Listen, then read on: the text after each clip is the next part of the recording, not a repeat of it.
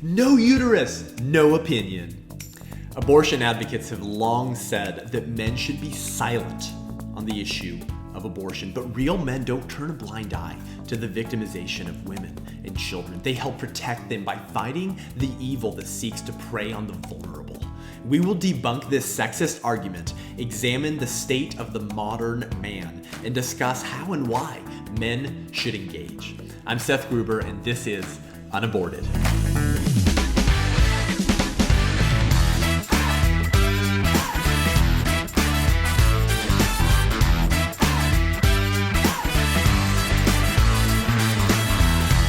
So, as I said, no uterus, no opinion. So if you're a man, stop listening to this. In fact, you should shut down my show because I am a male. Now, we have been hearing this argument for so long. This has been an overly recycled and disgusting argument that essentially is a sexist argument, right? That discounts the positions of men purely based on their gender. So we are going to examine sort of the state of men in our world and in our country today, and how and why men should care about the issue and engage and defend the unborn. But first, I just want to debunk this argument. First, let's just throw this argument into the ash heap of history and get rid of it once and for all. And hopefully this will equip you to do that yourself in your own life. Because frankly, if you're a guy and you're listening to this, you've heard this argument probably longer than I have, many of you.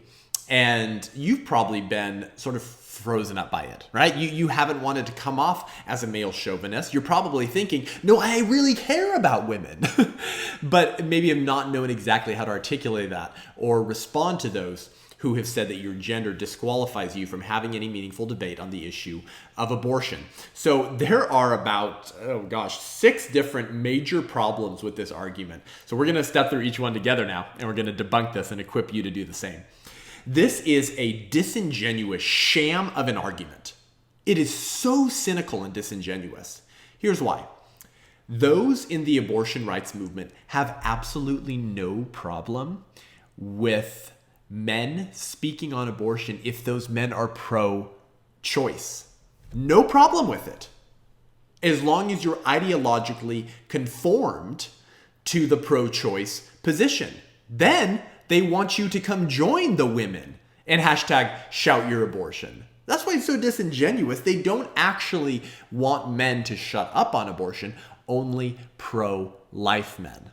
You see? So this is ideological snobbery that seeks to only treat those with dignity who think like you do, which plays right into the abortion worldview, right? That your value comes on how I perceive you, not on your intrinsic dignity and worth. So of course, those who support abortion are going to demonize and attack men who think differently than them. Furthermore, what about pro-life women? If the whole argument, again, is that no uterus, no opinion, I guess you don't really believe that if it's the uterus of a pro-life woman. She has a uterus. She just doesn't think we should be killing and murdering and dismembering unborn children in the womb. So this is complete ideological snobbery. Furthermore, another version of this argument you may have heard is that if you can't get pregnant, right, you should shut up on abortion, or you don't have the right to have an opinion. Really? Are you really going to tell every barren woman that? Are you going to tell every postmenopausal woman that she has no more right to have an opinion on abortion because she can't get pregnant? Pretty sexist across both sides of the aisle there. So there's your first problem with the argument. It's ideologically snobbish because it really just treats those as valuable who share your same ideology, because you're perfectly fine with pro-choice men speaking up and you don't like when pro-life women speak up. The second problem with this argument is that it's historically ignorant and has no understanding of the circumstances surrounding the legalization of Roe versus Wade. Or they know exactly how Roe v. Wade was legalized, but they're ignoring the facts in order to advance their pro-woman agenda. Here's what I mean by that. There were 9 men on the Supreme Court in 1973. That decision went 7-2, which means that 7 men voted for a woman's right to get an abortion. How dare they speak up their opinions on abortion? So according to your argument, we need to overturn Roe versus Wade immediately. So I'm glad you agree with me. Roe versus Wade should be overturned because men are not allowed to speak on abortion. No uterus, no opinion. So we need to retroactively vote on Roe v. Wade and make sure that only women are voting on it. No, see, of course, they're perfectly happy that Roe v. Wade is as it is. And they don't care that there were 7 men who voted for it. They just care that those men were pro-choice. Thirdly, this argument begs the question, because we would never accept this type of reasoning if it was any other type of injustice, right? We would never accept the reasoning that says that you can only speak out against injustices if you're the correct gender. We would never agree with that. So for example, should women be silent when men rape little boys? Apparently it doesn't affect women. It's men who are male raping little boys who are male. So it's a male issue. So I guess women should shut up, including the mothers of the boys who are being raped. You need to shut up too. If this ideology is consistent, that is what a pro-choice advocate would have to tell to a mother whose little son was just raped by their 40-year-old neighbor, because it's a man's issue. So shut up. No penis, no opinion. Do we really like that? No, of course we don't. So this is disingenuous, it's snobbish, and it's sexist. And it discounts people's positions based off of their gender. But because we understand that all people should speak out against injustice, we don't believe that that's the correct way to treat people if it's men raping little boys. But the pro-choice movement accepts that reasoning when it's abortion. So they're dehumanizing the unborn, treating it as a non-human in order to say that only women should be able to speak about abortion. The fourth problem with this argument is sort of just an additional point regarding the application of this reasoning in real life. Okay, so to say that only women should speak on abortion is to say that only those involved in the decision of abortion should be making those decisions, because legally men have no voice. Women can kill their unborn children, get an abortion, and the fathers have no legal right currently to stop that from happening. So let's expand that reasoning. Should only generals be allowed to discuss the morality of war? Because similarly, they're the ones making the decisions. Just like the mother's making the decision to kill her baby, the generals are making the strategic decisions that lead to the death of people. Innocent or not, they're making those decisions. So I guess the American public is disqualified from debating the morality of unjust or just war. I mean, it's so ridiculous. It's so pathetic because they don't actually believe this. And they're using it as a smear against men that they don't like in order to silence them. And perhaps you felt silenced. Here's how you can respond. Fourthly, this is a gender-based sexist argument that treats men and their perspectives as less, purely based on their gender. And as Frank Beckwith, a Christian philosopher and author, says, arguments don't have sexual organs. If I say it's always wrong to intentionally kill innocent human beings, abortion intentionally kills an innocent human being, therefore abortion is wrong, and you tell me, yeah, but you have a penis, so shut up. That's a sexist argument. You're a sexist. You're attacking my gender to disqualify my position, and you're boiling down my thoughts, position, and my entire self to just my gender and then writing me off. What could be more sexist than that? And for a pro-choice movement that says that they decry and disavow and hate sexism, they're pretty sexist towards pro-life men. So again, this is an ad hominem attack, and it's also a sexist attack. Now, lastly, this argument is absolute reproductive nonsense. It just discounts the nature of reproduction, basically. Because why? It takes two to tango, baby. That child is only in your womb, only in your uterus, because of a male, because of the father. And to discount his position entirely and say he has no voice that holds any weight in the decision regarding that abortion is disgusting. That child is only there because of the man. And his opinion and his voice in the matter should be equally respected. But sadly, right now in our country, men have literally no voice on the issue of abortion because it's completely legal and completely up to the woman. Now, following this same reasoning, right, that whoever carries the child and is the correct gender has the opinion on abortion and the other gender does not, what if we just flip the tables, right? What if we said that what if instead it was the man who carried the child, that it was men who had uteruses, they were the one who were pregnant, and so should women and mothers therefore have absolutely zero say in whether the father with a uterus has the right to arrange the dismemberment of that child? I mean, just in that reality, as a thought experiment, if that's the reality, should women be completely silenced? What if they wanted that child? What if they wanted to be a mother? Wouldn't it be sexist to say that they don't have any opinion because they're female and don't have wombs? I think so. So why is it not sexist in reality when women carry children and the fathers are silenced purely because of their gender? Additionally, why should men have no say in whether their unborn son or daughter is killed? How is that just? Just putting aside all of the ad hominem attacks on the gender of men, why should men even be silenced in the first place? They wouldn't be silenced if that was a toddler. They wouldn't be silenced if that was a newborn child that the mother was contemplating to kill. But they're silenced because that baby is 6 inches away in the mother's womb. Of course, fathers should have a moral opinion that matters regarding the life of their child that hangs in the balance. So those are the 6 major flaws with this argument, no uterus, no opinion, that attacks the gender of men and then discredits their positions and opinions on abortion based off of their gender. So moving forward, what is the role of men? Okay, obviously this argument is disingenuous, it's ideologically snobbish, and it's an ad hominem attack. But what is the role of men in this issue? Because we have been told to be silenced for so long, and many people have played into that. Certainly pro-choice men have played into that. Either they support the right or they just stay silent, and they believed the lie that they should have no voice on the issue of abortion. So obviously we all understand, right? We all agree, most of us, that parents are important. Now obviously there's a movement to redefine what being a parent, mother, and father even means, but most Americans understand that parents are important.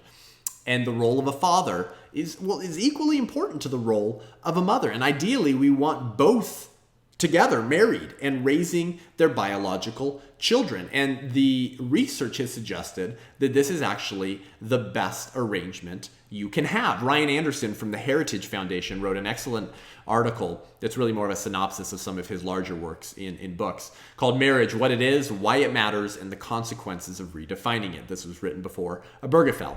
And he cites a study published by a left-leaning research institution called Child Trends. And this is what they found. It is not simply the presence of 2 parents, but the presence of 2 biological parents that seems to support children's development. The findings go on and they say, research clearly demonstrates that family structure matters for children. And the family structures that help children the most is a family headed by 2 biological parents in a low conflict marriage. Children in single parent families, children born to unmarried mothers, and children in step families or cohabiting relationships face higher risks of poor outcomes. There is thus value for children in promoting strong, stable marriages between biological parents. The best longitudinal and exhaustive studies and research that we have all reached the same conclusion, even from left-leaning research institutions like Child Trends. So if a man's role as a father to his children matters after they're born, which is what the research is pointing to and suggesting, then it is perfectly reasonable for pro-lifers to argue that his role as a father matters just as much before his children are born. Because the science is clear. The baby is a baby.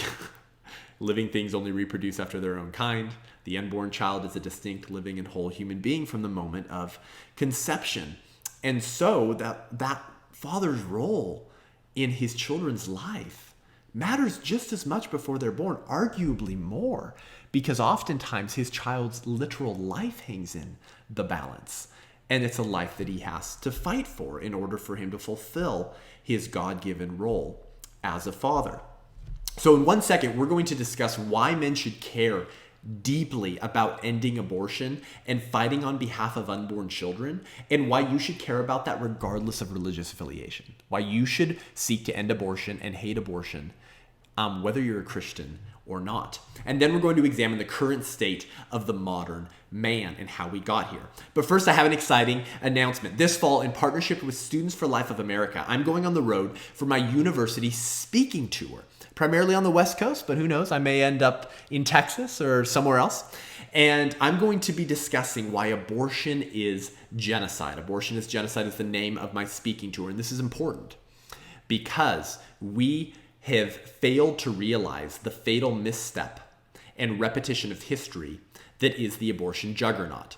Genocide always entails the dehumanization of an entire class of human beings in order to justify their mistreatment and slaughter. That was true in the Holocaust. That was true with slavery. And the same fatal ideological misstep is happening in the issue of abortion. Now, obviously, abortion is circumstantially different than the Holocaust or slavery, but the point is that the same justifications that were offered in defense of the Holocaust and slavery are offered in defense of abortion. Namely, dehumanize those that you want to eliminate, convince a society that they're not persons and don't have value, so it becomes more easy to rationalize their mistreatment or slaughter. We need to begin thinking about abortion in this larger historical context because genocide should be deeply concerning to all of us. So I'm going to be taking this to Berkeley. I'm going to be taking this to Cal State Long Beach. I'm going to be taking this to Fresno State. I'm going to be taking this to Cal Poly SLO. And I have a ton of other colleges pending. So if you're a college student, if you're involved in a pro-life club, a Christian club, a philosophy club, a Catholic club, and you care about having these conversations on your campus and inviting people who have different opinions, then do that.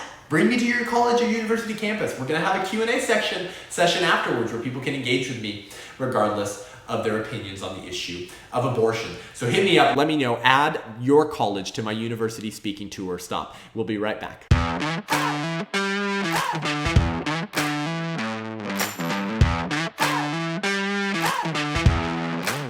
Alrighty, so welcome back to the show. As I said, obviously, the argument, no uterus, no opinion, is a sexist argument that has no basis in reality because fathers should care about their children, whether those children are in the womb or not. And all men should be speaking out against injustice, whether it's their children or not. And abortion ends the lives of babies in the womb. So everyone should be opposed to that.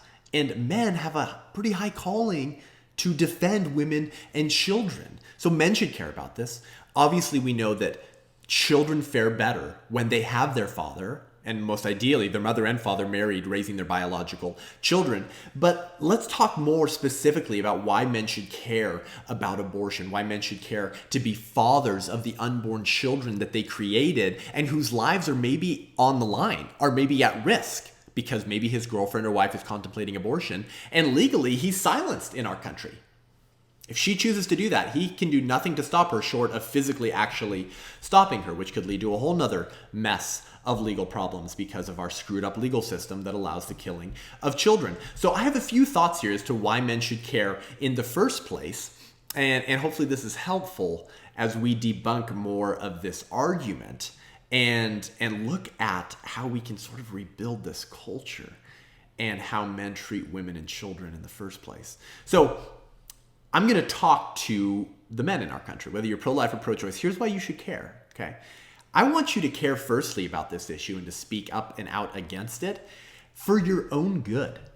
I want you to indulge in selfishness, which is very easy to do. And I want you to care about this issue for your own good. So there's a 2012 study from psychologists from UC Riverside, Stanford, and the University of British Columbia that found that parents experience greater happiness and meaning in life than non-parents. Shocker. Of course it brings you joy to look at a child who is biologically half of you, that you see parts of you or your spouse in as you have the opportunity, privilege, and honor of raising that child. Parenthood is hard, of course, but naturally, those who have children experience a higher level of happiness and meaning in your life. You have something very important to live for, namely the development of a human being who is going to be ruined or excel in this life in large part, not exclusively, but in large part in how you treat them and how you pour into them. So you should care about this issue because you should want to be a father. You should want more meaning and happiness in your life. And you can't have that if your girlfriend or wife is contemplating killing your child. Furthermore, you should want those in your life, other men and friends, to have that type of happiness and that type of meaning. And it's very difficult for many men to get that meaning and happiness when they have no say and no voice regarding whether the women that they've impregnated are going to kill their unborn children. Secondly, you should care about this issue because men are made to protect the vulnerable people and to fight evil. And this is evidenced in really how we're created. I mean, if you want to talk about like a natural law perspective here, men are more physical than women, not just sexually, not just with a sexual drive, but muscularly, right? Like we're literally more physical than women, and that is for a good reason. There's a purpose for that. And one of the purposes, arguably, is that we were made to be the protectors of women and children and those who are being victimized by forces of evil. We are the best positioned to be the protectors of women and children. Now, unfortunately, right, that passion and that strength that men have and that drive can be used for horrible things. And those who advance abortion in the abortion movement, who are men, are feeding that deeper and darker part of them. Many abortionists are men, right? That passion and strength has been twisted to dark, dark ends. But channeled correctly, the passion, strength, and drive that men typically naturally have should be used for good things, should be used to stop evil like this. So I want to ask you a question, right? What breaks your heart and what boils your blood? Now, I think most men would think of some of the more atrocious actions against the humankind, right? Against human beings. So sex trafficking, child slavery, physically abusive husbands, rapists, murderers, those who sexualize children, right? That typically, for your normal modern man, is going to break their heart and boil their blood. That makes us want to find those perpetrators and show them one, right? We want to end those people who are doing that. At the very least, put them in jail for life. Keep them away from victimizing the vulnerable. Now, this is what I want to offer to you. Abortion is wrong for the same reasons that we believe those other things are wrong. Now, our country celebrates abortion as women's health care, as reproductive health care. And sadly, many, many, many men support abortion as well. They stand with their female friends and say, shout your abortion, and say women's health care and reproductive health care is health care. And yet the cognitive dissonance is not even acknowledged, because abortion is wrong for the same reasons that pro-choice men hate sex trafficking, rape, and child slavery.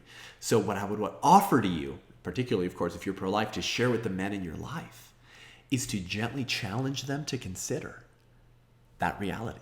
That if they hate rape, child sex trafficking, and child slavery, that they should hate abortion. Because abortion is a violent action that is perpetrated on an innocent child that leads to that child's death. That's literally the same reason slavery and sex trafficking is wrong. Violent actions committed against young children that can or do lead to their death. And so men are going to have to come to the realization that unborn children are humans. This is scientific fact. And so we should be treating them and rescuing them in the same way that we're committed to doing that with born children. So here's a thought experiment for you men, okay? What if you saw someone beating a toddler or a baby on the street?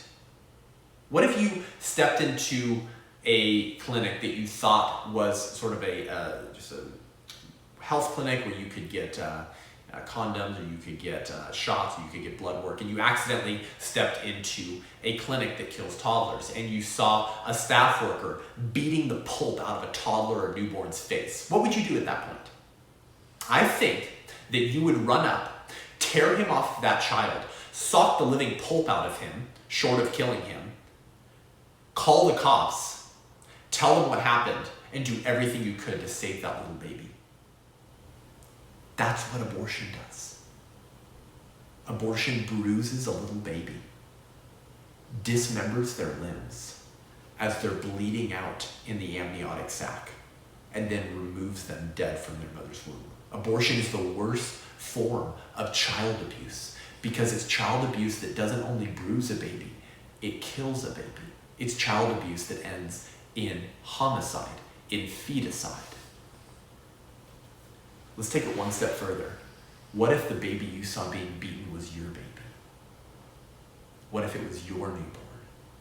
And you walked into the nursery and a man had entered your room and was beating the pulp out of your baby. That's what abortion does. And for too many years, the men of the fathers of the children in their girlfriends' wombs have stood by and either pressured their girlfriend to kill their son or daughter, or said, your body, your choice, I'll support you either way. That is not manhood, that is not masculinity. It is childish, it is cowardice, and it leads to the death of the very child that you helped to create. So if you would be infuriated by the type of actions I just laid out, you should be infuriated by abortion. Because the unborn is the most defenseless member, just as defenseless as a newborn, and therefore just as deserving of your protection and your voice speaking out against the evil that has taken the lives of 60 million babies since 1973. So men, pro-life is simply the radical idea that the unborn child in your wife or girlfriend's or stranger's womb, in the case of a fling, is just as deserving of your protection and defense as your toddler would be. And any reason you give to say that the unborn child is not as deserving of your protection as your toddler would be a difference that you could use to justify mistreating born people. Because born people differ from one another in the same way that the unborn child differs from us. This is the reality. True masculinity and true manhood speaks up and out against evil and on behalf of those who have no voice. And the unborn child are the most voiceless members of our society. So where are the men? What happened? Where are they? Sadly, many women who reject abortion and actually choose life, right? So they don't get an abortion, like they give birth to their baby, they even do that alone. They do that without the help of a man. Citing CDC and US Census Bureau statistics, the website Single Mother Guide reports that, quote, 4 out of 10 children were born to unwed mothers in our country. 1 in 4 children under the age of 18, a total of about 16.4 million, are being raised without a father. 1 in 4. And about 11 million, and out of the 11 million single parent families with children under 18, more than 80% were headed by single mothers. Where are the men? This is the fatherless generation. And here's the problem, right? Here's the consequence. When men no longer take fathering their born children seriously, they won't take fathering their unborn children seriously. And they will be perfectly willing and happy to stand by and cheer and support their girlfriend or wife's choice to end the life of that child through dismemberment. And so we get studies from the Guttmacher Institute in 2005 called Reasons U.S. Women Have Abortions. Again, Guttmacher Institute being no friend to the pro-life movement. And their results found that the reasons most frequently cited were that having a child would interfere with a woman's education, work, or ability to care for dependents. 74% of women said that that was the reason they got an abortion. 73% said that she could not afford to have a baby now. And 48% said that she did not want to be a single mother or was having relationship problems. Almost all of these reasons given by women, while not justifications for abortion certainly, can be traced back to the absence of men, to absentee men who are still emotionally pubescent boys who are choosing their satisfaction and their life over the life of the child that they created. Look at these reasons. It would interfere with a woman's ability to care for dependents. Who should be helping with that? The father. She could not afford to have a baby now. Who should be helping with the income, if not providing the entirety of the income? The father. She did not want to be a single mother. That's literally him not being there. Or she was having relationship problems with the father. Where are the men? What has happened and how did we get here? What happened to our social fabric wherein there used to be real shame in a pregnancy out of wedlock? And there was even more shame in obtaining an illegal abortion prior to 1973. And when there was a pregnancy out of wedlock, most men stepped up and married the mother of their child. Right? Shotgun weddings, this is the whole thing, right? Most men were stepping up because there was a culture and a social fabric that was built around shared values that said, dude, it's time to man up. That's your child. I don't care if it was a fling. I don't care if you don't love the woman. You have a responsibility now. You have something deeper to live for. There's someone else relying on you, the child that you are responsible for. So this is a huge question, right? How did we get here? What happened to our social fabric? I don't know if I can answer it exhaustively. I think a whole dissertation or book could be written on this, obviously. But here's a start to an answer, okay? Ideas shape beliefs, and beliefs drive behavior or decisions, and decisions have consequences, right? So ideas will take root in a culture, and those ideas become beliefs. Those beliefs drive decisions, and decisions obviously have consequences, unless it's just, which flavor of ice cream you get, but moral decisions have consequences. So prior to the 1930s, Americans largely shared a belief in a Judeo-Christian worldview, wherein the structure of the world, right, and our reality, and the idea of objective truths were most reasonably explained by the idea and existence of a God. That was the shared value system. And so the shared value system in objective truths drove behavior. Because, hey, some things are actually wrong and some things are actually right. And the things that are wrong you should not do, and the things that are right you should do. And most of those decisions of moral concern were shared by the large majority of Americans. Enter Post-Modernism, which was popularized really right around this time in the 1930s, which relies on the belief in relativism, right? So postmodernism is the idea that there are no macro narratives. There are no narratives that hold true for all people at all times and in all places. There are no explanations of reality that are objectively true for all people at all times and in all places. Postmodernism says that what matters is the micro narrative. What matters is the individual experience, the individual opinion. And whatever those opinions are, whatever micro-narrative that you want to construct for your life is true because it's true for you. It's the individual narrative that matters, not the macro-narrative that seeks to provide structure and make sense of reality for all people at all times and in all places.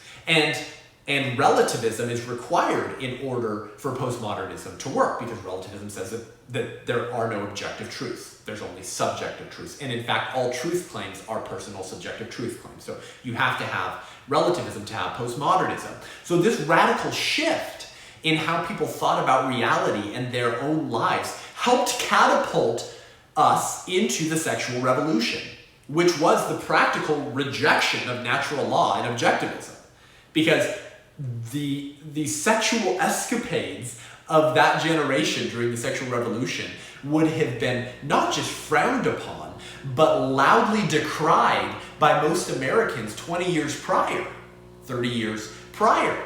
So this idea that the micro-narrative matters and your own individual reality matters helped provide the foundation for the sexual revolution that said, if it feels good, do it. Whatever works for you, that's fine. And I'm not in a place to judge your decisions, because all that matters is the happiness and the meaning in life that you subjectively create for yourself. And if my meaning and subjective reality doesn't align with yours, then that's fine. We're both true. They're both true. They're just true for for us. That's what postmodernism and relativism says. And so it's my own personal micro-narrative that matters.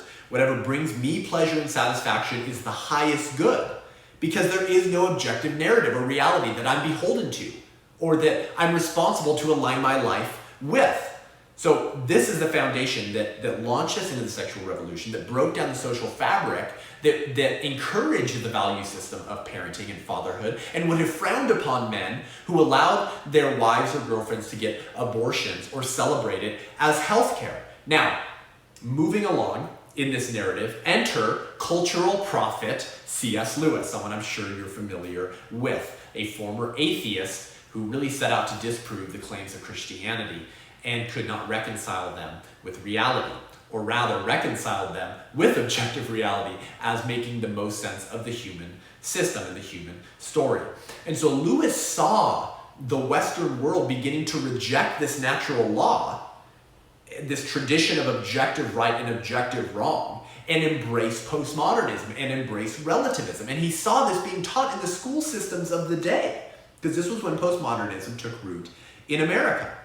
And so knowing that any society that accepted such a system of education that rejected the natural law tradition was doomed to destruction, he penned his very seminal work called The Abolition of Man in 1943. And this is right at the time that postmodernism is taking off and being taught in universities, in the very midst of the popularization of postmodernism. And his idea in his book was that the head rules the belly through the chest. Now, what does that mean? Okay, now this is going to explain how we got here. Okay, this is the question we're answering. How did men get here? And why are modern men the way they are? The idea that the head rules the belly through the chest is the idea that your head represents your intellect and your belly represents your gut. So this represents your desire and your appetites, right? It's the animalistic portion of man. The desires to just do something and make decisions that satisfy us. And the chest represents the value system. Trained right responses. The system of objective truths. So your intellect rules over your gut and desires through your value system, through your trained right moral responses that assume an objective moral system. But postmodernism, the ideological father of relativism, denies and attacks the very idea of the chest, of objective reality, of value systems that hold true for all people, that are truly objectively right and wrong. And so C.S. Lewis goes on in his book to explain the consequences of removing the chest, of removing the value system that provided the social fabric to make right decisions. So he says in Abolition of Man, he says that the chest, this value system, is the indispensable liaison officer between cerebral man and visceral man, the gut. For by his intellect he is mere spirit, and by his appetite mere animal. So what separates men and makes us moral figures is our chest, our value systems, our right decision making, our moral compass. Without that, we are either mere spirit of intellect or mere animal by satisfying cravings and desires that come on a whim of emotion. And so he goes on to describe what this is going to do, what this has done, and it is incredibly culturally prophetic for where we are today. And this is his seminal paragraph. He says, "Such is the tragicomedy of our situation. We continue to clamor for those very qualities where we are rendering impossible. You can hardly open a periodical without coming across the statement that what our civilization needs is more driven or dynamic or self-sacrificing men or more creativity. In sort of a ghastly simplicity, we remove the organ and demand the function. We make men without chests and expect of them virtue and enterprise. We laugh at honor and are shocked to find traitors in our midst. We castrate and bid the geldings be fruitful. Incredibly prophetic for the time that we are in today. This is the abolition of man. The abolition of man is the removal of the chest, the atrophy of the chest. If you remove that and you tell men that there are no objective truths that they should align their lives by, there's no value system or macro narrative wherein you should respect, there's no objective law from a creator that you should obey to make your life better. There's none of that. It's just your cravings that matter and satisfying those cravings and building your own micro narrative in your own life. If you tell that to men, you shouldn't be shocked when they live their lives like that, because you've removed the foundation from which they would make correct moral decisions in the first place. This is, in part, how we got to where we are, because abortion used to be frowned upon. Out of wedlock pregnancies used to be frowned upon. But then men who rose up and fathered those children and married the women that they impregnated were not ashamed, because at least you stepped up and made the honorable decision. Well, honor requires an objective value system or law wherein you judge behaviors, without which there is no such thing as honorable, there's just personal preference. This is partly how we got where we are. The atrophy of the chest, the removal of the chest. We have men without chest, but we demand the function of the chest after telling them that there is no chest. So there's a very deep irony to the silence and absence of fathers in the abortion debate. Here's what that irony is. The pro-choice movement, which is arguably the worst consequence of the sexual revolution, and which was fueled by postmodernism and relativism, screams for men to be silent because it's a woman's body. But then those same people mourn for the fatherless generation, the absentee fathers, and the effect that it has on born children. They demand the removal of the organ, the chest. No, men, we don't want your honor. We don't want you stepping up to the plate to try to parent the children you've created. Shut up, you're a man, no uterus, no opinion. So we demand the removal of the organ, the value system in the chest, and then demand the function of the chest, demand the function of the organ. But you remove the foundation on which provides the reason for men to be moral in the first place. And so we're shocked when we find traitors in our midst. We've castrated and bid the geldings be fruitful. This partly explains where we got where we are today in the fatherless generation and the silence of men on the issue of abortion. Now, in 1 second, we're going to wrap up our conversation and look at how we can fix the problem of relativism and its bad fruit, which is men without chests. Lastly, we'll look at what men can do to help fight abortion and stand up for women and children. But first, if you like this show and want to hear more great content from the front lines of the abortion wars, then head on over to patreon.com/unaborted and become a patron of the show. Listen, I do this work full time. I've committed my life to speaking against abortion, simplifying the issue for the American public, and equipping Christian leaders, lay people, young people, and pro-life advocates to engage, defend life, and be a voice for the unborn. And a good friend of mine and colleague in the pro-life movement once said that there are more people working full-time to kill babies than there are working full-time to save them. That's because killing babies is very profitable, while saving them is very costly. Saving them is costly. And part of the goal of this show is to equip people to defend life, to save lives, to change minds, and to change hearts. But I can't do that without your help. So if you want to help expand the reach of this show, expand the reach of this show to the audience, and equip more people to have a one-stop shop where they can receive training, education, encouragement, and equipping to be bold voice in this generation, then please consider becoming a patron of the show. Again, patreon.com/unaborted. We'll be right back.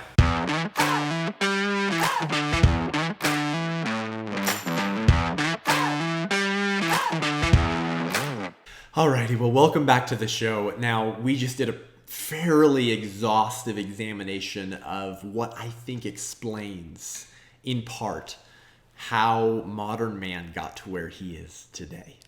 Is the abolition of man, the atrophy of the chest, the removal of the very value system that explains objective truth and acts as an incentive for correct behavior in the first place.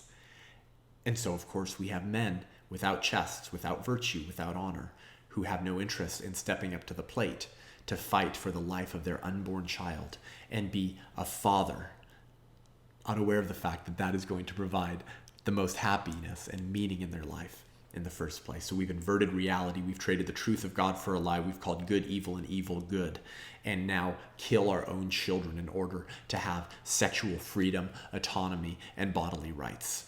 This in part explains where we got today. Now, I don't have an exhaustive solution for this. Again, we don't have the time to provide all of the steps that we should take culturally to attempt to solve this problem. But here are maybe some thoughts for us to begin at. So how do we fix this problem in the first place? Well, I think for the current generation that is entrenched in postmodernism, is entrenched in relativism, is entrenched in the belief that their own truth is the highest good. Their own truth is all that matters. They're not beholden to a law by which they'll be judged. They're not beholden to objective reality wherein they can become more honorable or they can become a worse person. It's just their own micro-narrative that matters. And so therefore, whatever decisions they make that lead to their perceived happiness are the good, right, and holy decisions, because it's all about the micro-narrative. It's all about me. Well, I think to address that generation, the current generation that's already been entrenched in that system of thought for 5 years, a decade, 2, 3, 4 decades, is by providing really good and beautiful examples of a different story, of a different narrative. Pro-life individuals, those of a Judeo-Christian worldview, those who believe in a lawgiver, in objective law, in objective truth, and in a being that they're going to be held responsible to and judged for their decisions, those people should be living out the value of the unborn child, the goodness of marriage, the importance of married parenting of your biological children. We should be the ones living out what we believe and painting a different picture of reality, a different way to live. And those of a Judeo-Christian worldview, of course, are just as prone to sin, are just as prone to divorce. But we do have a God that we believe in that provides reasons for why to live a moral life in the first place. In other words, it's not just chaos. This life is not just chaos where you should eat, drink, and be merry, for tomorrow we die. That there's actually eternal significance to the decisions that you make. And that at the end of the age, you'll be judged for all decisions made, whether good or bad. For the systems of thought and religion that believe that, we should be living out a different picture of family, of life, and of reality, of long marriages, of committed marriages, of gentle, loving, firm, strong fathers, of loving, gracious mothers, of obedient children, of children that were allowed to live in the first place. That we should be painting a different picture of the beauty of life that is based off of eternal principles that used to be shared by the majority of Americans just 100 years ago or less. The story of your life and a thriving family will tell a better narrative than the story of the fatherless generation, obviously.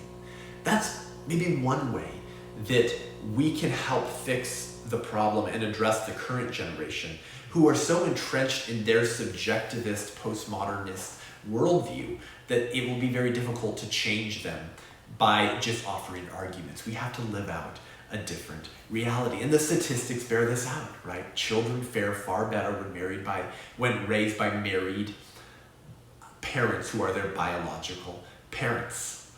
And married couples are generally much more happier. Parents who have children are generally much more happier and have a more meaningful life. Those who don't abort their children are much happier. Those who do usually have a lot more emotional trauma and regret to deal with. So the statistics bear this out. But for future generations, how can we begin to solve this problem? Because this worldview is already so entrenched, right? This is what is being taught by our universities. Relativism is the dominant reigning worldview that is assumed and taught in our public universities. So how can we help address this problem? The abolition of man, the removal of the value system and the chest that drives right behavior for future generations? Well, I believe that education is part of the answer. Now, the academy functions as sort of a cultural crystal ball, if you will. The philosophy of today's academy becomes the gauge of the culture's philosophy 30 years later, 20 years later, typically. The ideas that take root in the university and then are taught sort of dictate where the culture will be 20 or 30 years later. And education is really what got us into this mess, right? It was the 1930s, 1940s, where our universities started teaching relativism, started teaching postmodernism, started removing the very foundation of objective reality that you need to make sense of reality and to drive right behaviors. So I believe education is part of the answer to get us out of this. But that's not going to be an easy path, because it could be that our universities are beyond saving. It could be that the universities pushing these narratives are too far gone to reverse. So we may have to look at alternative forms of education. And in 2019, we have a lot of really good options. There are amazing charter schools. There are amazing homeschool. There's amazing online learning. There are amazing liberal arts colleges still. There are amazing private institutions that are more of a classical education, though they may not necessarily be a religious institution. And of course, we should do all we can to reform our public universities that used to acknowledge the self-evident reality that there is objective truth and that we should be teaching that to our young people. So let us set a good example that is a different picture of family and of children and of procreation and of reproduction and of meaning and of fathering and of life to a current generation entrenched in the abolition of man that says, you do you, whatever feels good, do it. And if people get hurt along the way, you do you. We should also be seeking to educate the next generation with timeless principles that have for millennia provided the foundation you need to incentivize and make sense of making right decisions in the first place.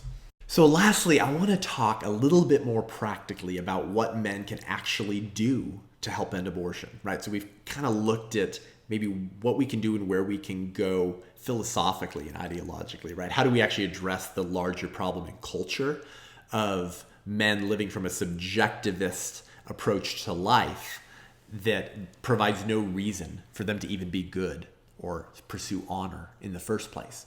But just specifically as it pertains to the issue of abortion, what can men do to help end abortion? Because we know that men functioning in their proper way will speak out against evil that victimizes and abuses women and children. And abortion does just that. It kills a baby, and the mother becomes the second victim in abortion. She could be physically injured. She certainly becomes emotionally scarred, if not immediately, at some point in the future when she comes to terms with what she did. So as protectors, as those who are literally physically stronger and more emotionally and psychologically driven to provide and to protect, what can men do? So I just want to lay out a few points, and these are things that you can implement into your life and that you can take back to your churches as well, because this is a propitious moment in our culture in the abortion wars, and it's time for men to stand up. It's time for men to stop being silent when women choose to arrange the death of their unborn children. So firstly, and most simply, right, most obviously, we need to have nothing to do with the evil of abortion. Men need to not be complicit in abortion. Obviously, we've looked at the reasons that women give for obtaining abortions, and almost all of them are explained by an absentee father. If every father of an unborn child that he was responsible for creating went to the mother and said, we're going to have this baby. I'm going to work my tail off for you guys. This is a life This is my son or daughter, and I will do whatever it takes to make this an easy choice for you. I will support you. I will stand by you. If every man did that, the majority of abortions would disappear. Now, many women who are driven by selfishness and want to not even have the knowledge that they have a child that their maybe boyfriend is largely helping raise because they want to pursue their own ends in their own life, will still choose abortion. But most women would not. Most women would respect and honor that. So men have to have nothing to do with the evil of abortion. Obviously, firstly, that needs to stop. But also, we need to help other men to step up. If you're pro-life and you're a guy, you need to be speaking to other men in your life to encourage them to step up. Do it graciously, but do it boldly. Far too many men are pro-choice, and that is a disappointing stain on masculinity in our country, that so many men think masculinity is standing next to a woman at a rally and saying, shout your abortion, or reproductive health care is health care. That's not masculinity. Here's a real practical thing I'd encourage you to do. You might think this is a little gnarly, but if you believe abortion is the evil that it is, it's actually a very rational thing to do. I want you to keep a short clip of abortion victim photography on your smartphone and encourage people or give them the opportunity to view it when you're in conversations on abortion. I have one on my phone. If you'd like to reach out to me through social media, I will actually send you and share that file with you. And you can, it's 55 seconds. You can gently ask a friend in a conversation on abortion, hey, would you be all right if I showed you what a first trimester abortion looks like? Because if abortion is healthcare and healthcare is a good thing, then we should be able to look at the results of healthcare if healthcare is abortion. And that is going to disgust, offend, and infuriate most men. And they're going to have to deal with the cognitive dissonance between thinking abortion is healthcare and being disgusted by what they just saw. Secondly, as men, we need to encourage women and remind them that abortion is not a tool of feminism, but of male chauvinism. That is what abortion is. And for the sisters in our lives, whether they're sisters in Christ from a religious sense, or whether they're literally your sister, or whether they're just your female friends, we need to be telling the women in our lives that abortion is not a tool of feminism. Abortion allows men to treat women as sexual objects for their enjoyment while avoiding all of the responsibilities that come along with sex. It allows men to more easily dehumanize women and just treat them as objects. Abortion is the favorite tool of sex traffickers, pimps, and playboys because it allows them to use women for their own ends and then write them off as pieces of flesh used for their enjoyment while avoiding all the responsibilities of the child's and the children that were likely created from their irresponsibility. We need to be sharing that with women because if people say they're pro-choice because they're a feminist, we need to be telling them that the only true feminists are pro-life because they reject the male chauvinistic worldview that uses them and discards them and their children and kills unborn women. Thirdly, we need to train for battle. We need to be equipped to engage. If you're a man and if you're pro-life, but you don't feel like you know how to engage the culture and defend the unborn children who you think it's wrong to kill, you need to train yourself for battle. If you're not involved in full-time or part-time pro-life activism, you likely have never been equipped to defend the unborn and engage with those in your life who support abortion rights. So train yourself. Listen to this podcast on a weekly basis. Subscribe to my newsletter, which you can do at my website, sethgruber.com. And read pro-life books. One of the best books to read is The Case for Life by Scott Klusendorf, my mentor and boss, because that enables you to become bulletproof on the abortion wars as a spokesperson, as an ambassador for the unborn children. It is an accessible book but a fairly exhaustive resource. So train yourself for battle. Fourthly, men should be giving generously to pro-life organizations that work full-time to rescue children. You may not be in a position to where you can give your time to volunteering in the pro-life movement, but perhaps you are in a position to give financially. You need to help others help the unborn. If you don't have the time or the calling in your life to give of your time, you need to give of your funds. Now, Obviously, you can support me, right? You can support this podcast. You can support me to speak full time. But there are other organizations that do phenomenal work that you need to look into supporting, because they're the ones on the front lines. And everyone has a role to play to end murder when murder's legal. When murder becomes legal in a society, everyone has a role to end that, because the evilest thing someone could do is to legalize atrocious behavior, because it sends a message to the culture that this behavior is acceptable. So it requires all of us to play a part. Well, one of the easiest ways you can play a part is by giving of your money to organizations that help the unborn and help women.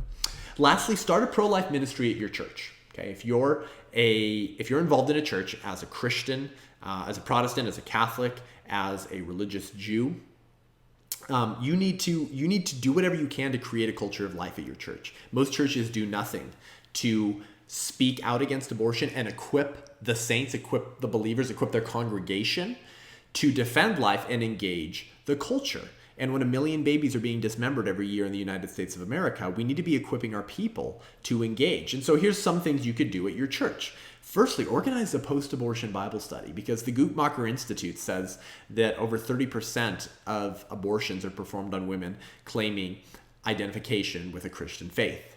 So this has impacted and wounded an enormous amount of women and men in our church who are post-abortive. Many of them have found healing, many of them haven't. Many of them are deeply wounded, emotionally traumatized, or they're even rationalizing and justifying their decision as a good and necessary decision for their life. So these people need our help, they need our grace, they need our love. They need a place where they can be honest, raw, real, authentic, and find healing.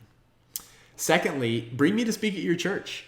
Most pastors are not equipped to address this issue well in a full-length sermon from the pulpit, but it needs to be done. And so consider inviting me to speak to your church. There's a few reasons why that's important. One, it could potentially save a life, because it could discourage abortion from people in the congregation who might literally at that moment be contemplating abortion. It calls people to healing who have been wounded by abortion, and gives them a gracious way to respond by repenting and finding healing and interacting with their pastors in their church. And lastly, it equips pro-life individuals who have never known how to engage on how to engage. So there's a lot of positive reasons to have someone like me who does this full-time speak to your church. And thirdly, start a prayer team at your church on the issue of abortion, particularly outside of abortion clinics. Try to organize a team of people who will pray on a weekly basis and stand outside of the very clinics that dismember little babies and try to speak to women as they walk in. I'll offer them resources, pray for them, and pray together as a church to end the greatest human rights violation in human history. And lastly, advertise your and your church's willingness to provide housing, financial assistance, or adoption to pregnant women in your city contemplating abortion. Put that as an ad in the paper. Put that out as an ad on websites, on your church website. Advertise that in your business that you work for. Let everyone know that you and your family and you and your church are offering financial assistance, housing, and adoption. Parents and families who are saying, we will adopt the baby of a woman who is contemplating killing that baby. And let the city and community that you live in know that. Post signs. Have it outside of an abortion clinic. Let people know that they have other options. These are some things that you can do together at your church. And so these are quite a few things that we as men can do to fight abortion, help end abortion, and truly stand up and fight for and defend women and children. So I hope this was helpful. I think these are some beginning thoughts to how we can begin engaging with the culture, encouraging men to be men, because in the end, real men are pro-life. Real men are not silent when institutions seek to dehumanize women and use them for financial gain to kill their children. Men speak out against injustice and systems that prey on the most vulnerable members of our society. So share this with a man you know. Share this with a pro-life man you know, and share this with a pro-choice man you know, and have conversations and encourage the men in your life to step up and defend life. Thanks for joining me today. Head on over to iTunes, YouTube, Spotify. Give us a review and a rating. That really helps. It helps us climb the rating ladder on iTunes, and that'll help us reach more people as well. If you want to learn more about these conversations about abortion, engage with me online. Head on over to sethgruber.com, SETHGRUBER.com, to get on my newsletter and get regular content in your inbox, to get pro-life training videos on how you can engage, and view my speaking schedule if you want to come hear me speak live about these issues. Until next week, I'm Seth Gruber, and this is Unaborted.